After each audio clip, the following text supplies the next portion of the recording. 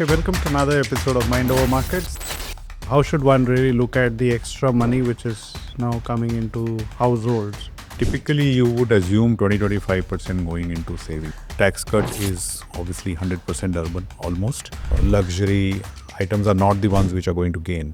Fiscal policy also, supporting consumption. I think RBI has done a great job in controlling the problem which could have become bigger on the unsecured lending part.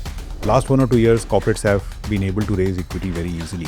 Unbridled kind of a growth scenario on the unsecured side, that's very, very clear now. And I think which is very orderly. Yeah. The idea is to remain disciplined at the portfolio level. Yes, too much action.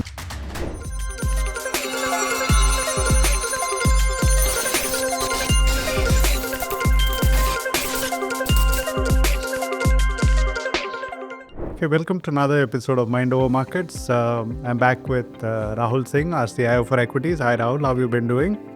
Hi Anand, lots to catch up and lots happening, so we've been busy. Yes, too much action. Let's get started with the budget. How do you see the budget? While it's been some time now, how do you see what's happening to Fisc? What about growth projections?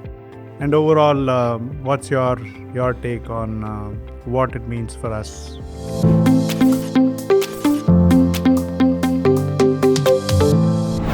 Yeah, I think the budget was, lots been said already, but just to give you our sense of it, I think it pushes the economy to become more balanced from just focusing on capex to giving support where it was hurting, which is consumption. So that's a very clear message. And what it also does for the market is it opens up opportunities for us on the consumption side and not just following the capex cycle and manufacturing and defense, etc. So, it makes the economy more balanced, and by implication, it will make eventually the equity markets also more balanced, the earnings more balanced, the flows more balanced, hopefully. And then, I think the overall trajectory of the fiscal discipline does not change, which is the other good part of it.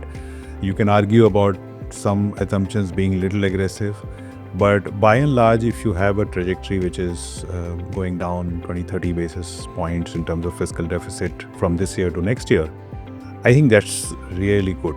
That's a really good outcome to have.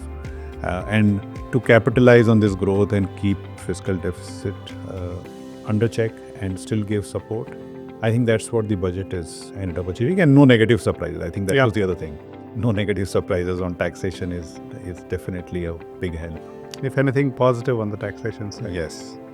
Okay, and since you mentioned about tax cuts, how do you see this thing, segueing into consumption and what it could do to boost consumption, or do you think this could all, some part of it could go into investments as well, or how should one really look at the extra money which is now coming into households, and then how does it bode for consumption then?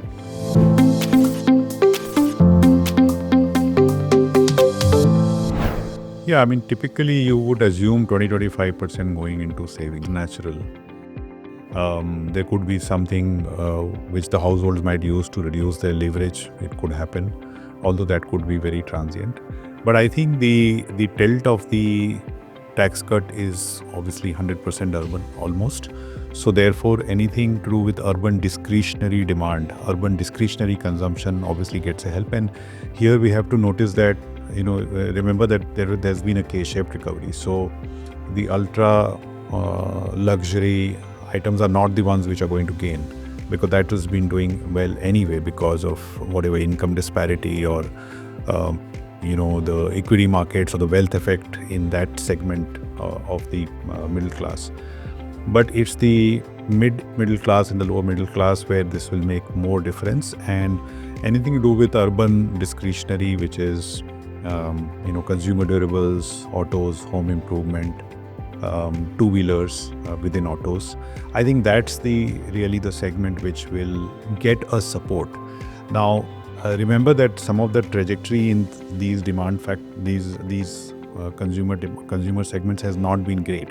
So what we are going to see is maybe this will help kind of stabilize the demand environment in some of the segments before it picks up. Things like QSR. Things have not been great for a long time, for 2-3 years. So maybe this is the fillip which needed for it to find a base and then pick up from there. Shifting gears, Rahul, I think we are seeing a confluence of two good news coming together. One, that of fiscal policy also loosening and supporting consumption, and you have a rate cut from RBI in the last policy, which could perhaps fuel growth and should bring about even further boost to consumption. So how do you see this these two chiming together? Does that mean it kind of will lead us to animal spirits?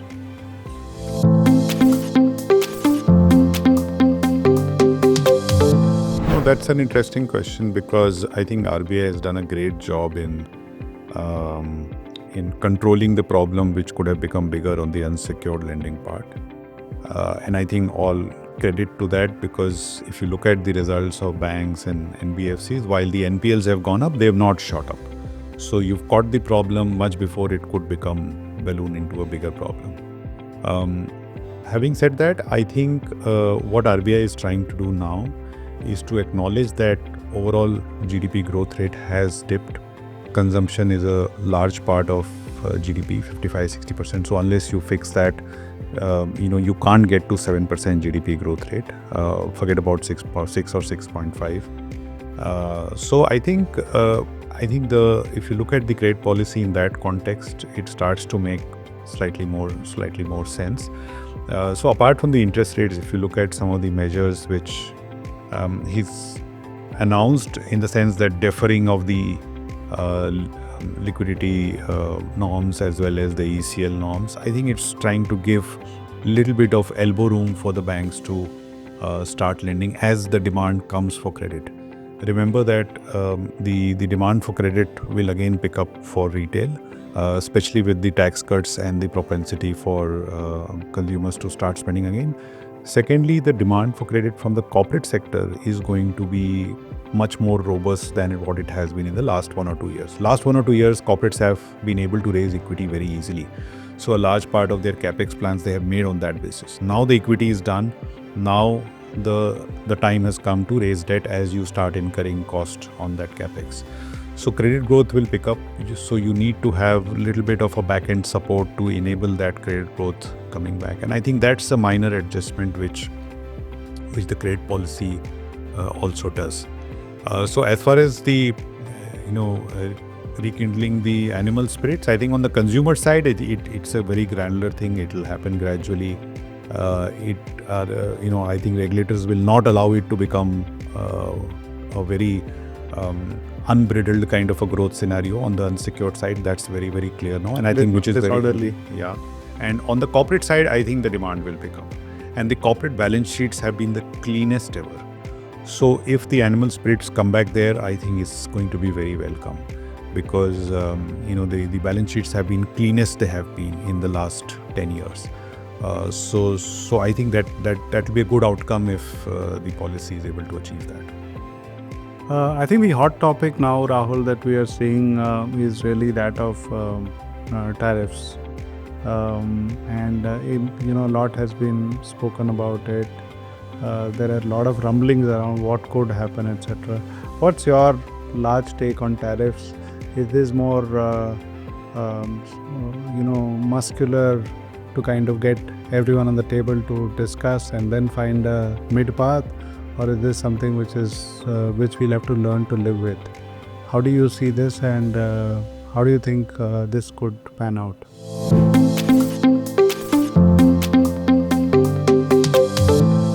No, I think the trend so far is that it is obviously to use the muscle to get what you want. And some of the things will hit India also. But I think if you look at the announcement so far, and given our trade deficit with US is a fraction of US trade deficit with Canada, Mexico, and China Brazil.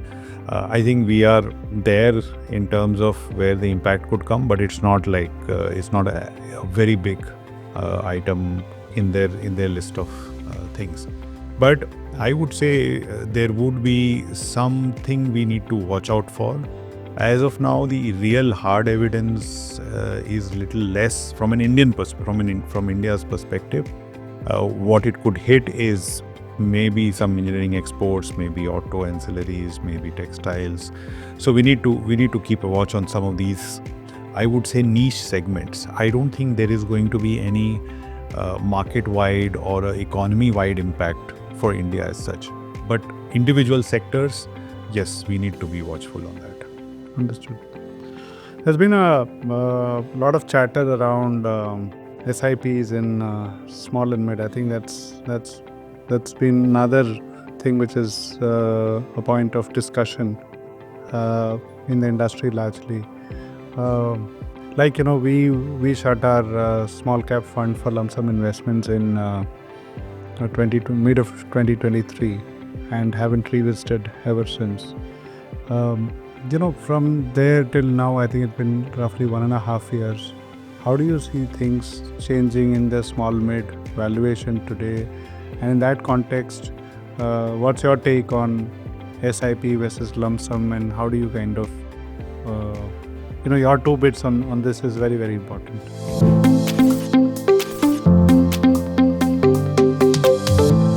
Yeah, I know it's been a hot topic. I think if you look at the bare facts first, small cap valuations are today at about 20-25% premium to large caps. Mid cap is about 60-70% premium. So the sheer maths tells you that the risk reward in large caps is more favorable. And we have been talking about it in the past also. But I think the nature of the economy has also changed. Manufacturing, real estate, capital goods, industrials. There are a lot of new areas which are coming up where you get participation only through small and mid. You don't get as much of a delta through large caps. So my net advice would be, obviously, I think from a long-term perspective, the valuations are coming to more reasonable levels. We have been very disciplined in the Tata Small Cap Fund. If you look at, it's a pure small cap fund. We have one of the lowest betas amongst all our peers. So we've been managing this trade-off between valuation and growth fairly well, and we will continue to do that. But from an investor's perspective, what one needs to do is, while you take a 10-15 year view on small caps, which I think is bullish, but every 3 to 4 years, I think investors should reassess their overall portfolio, and see if the small mid allocation has gone to 40-50%, then one needs to scale back. So there is no harm, even while staying long term, there is no harm that you do a comprehensive review of where you stand in terms of your allocation, your risk appetite, your needs, and whether you've gone overboard on some of these segments. Because these are deep cyclical. There is going to be, there are going to be cycles within this 10 years. So it does not hurt to have a hard look at your own portfolios every 3 to 4 years and see if you need to juggle something.